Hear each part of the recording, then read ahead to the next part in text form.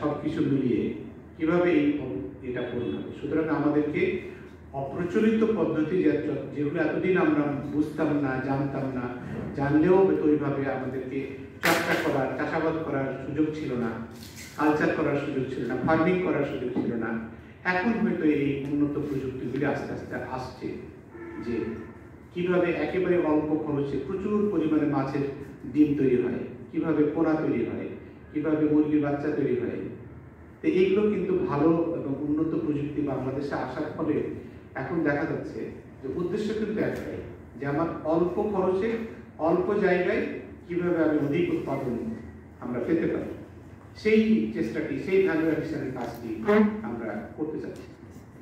তো সেই তাতে করে দেখা যাচ্ছে যে এই প্রতিযোগিতামূলক বাজারে, প্রতিযোগিতামূলক বিশ্বে টিকে থাকা এবং বাংলাদেশের মতো একটি কি বলবো আমরা ডেভেলপিং কান্ট্রি, এই ডেভেলপিং কান্ট্রির মানুষের খাদ্য চাহিদা, একই সাথে তার অ্যাফোর্ডেবিলিটি, তার সামর্থ্য, এইটাকে বিবেচনায় নিয়েই কিন্তু চেষ্টা করতে হবে।